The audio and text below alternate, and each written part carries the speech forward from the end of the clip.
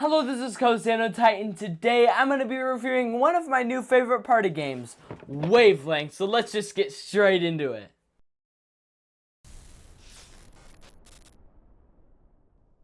To play Wavelength, you will set up the game in the box. So you'll put these little head markers in these first spots here, not in the 1, 2, 3, 4 or any of those. And then you'll put this little foxtail in one of these spots. It doesn't matter which one. There'll be cards here. That's where they are in the box. This actually just, you pull it out of the box and you set it right there and you're set up. And that's how you set up Wavelength. So now, how do you play? So when it's your team's turn, one player will pull one of these cards out. I have Dangerous and Safe. So this side would be Dangerous. This side would be Safe. Now, the person who is going to be the clue giver will secretly move this around like this, and then they will secretly look at where the points fall. And this one's actually pretty easy, so it would be Safe. So you would go like that, and then you would pick a word like Grandma's house. And then the other team will decide where this little dial goes.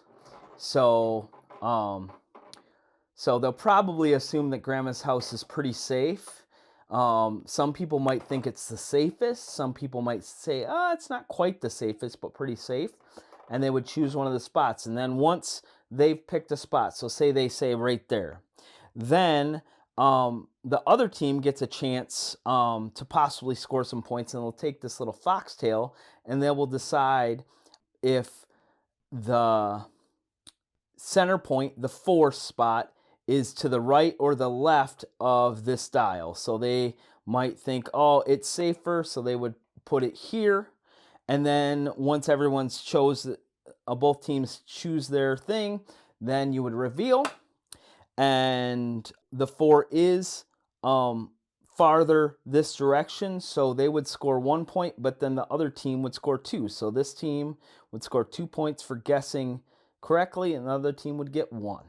And you will continue going until one of the teams gets 10 points, and they would win the game. Now, there are a couple other rules to just keep in mind. So if you are behind and you score, if you get it exactly and score 4 points and you're still behind, so say this team was at 8 and this team was at 1 and they scored 4 points, 1, 2, 3, 4, they're still behind, so they would actually get to take a second turn, and so they would pick another card like this, bad or good, also a very easy one, right? And then they would, once again, they would go and they would spin this dial, and I knocked that over.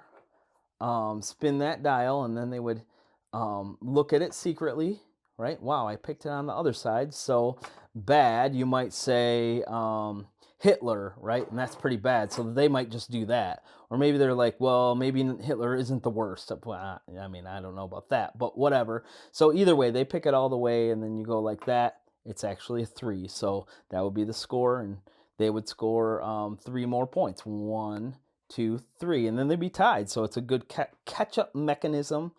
And that's pretty much the game. There are some other rules to play team mode, where you're just going to try to score the most points. And that is how you play Wavelength.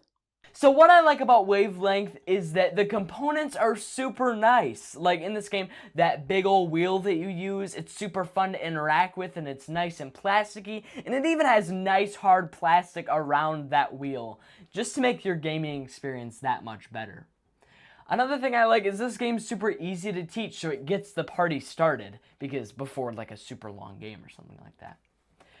Another thing I like is that you have to pick a partner in this game, and you might not do as well if you don't know your partner because you have a hard time getting on the same wavelength. But as you get to know the person, you might get better at this game because you're on the same wavelength. And I really like that. And I like how this game is encouraging people to get to know each other. I think that's a fun substitute of just like a dinner or like just playing a game and being like, hey, Like, let's play this to get to know each other. And finally, I really like how this game forces you to be creative.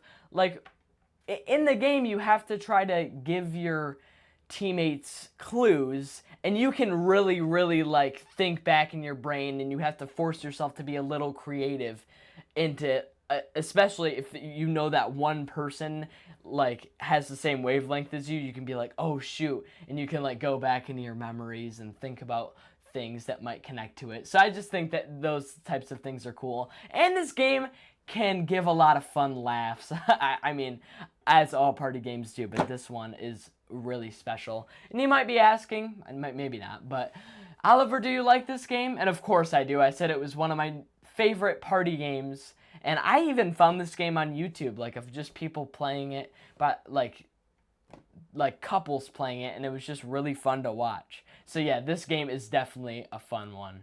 Outro.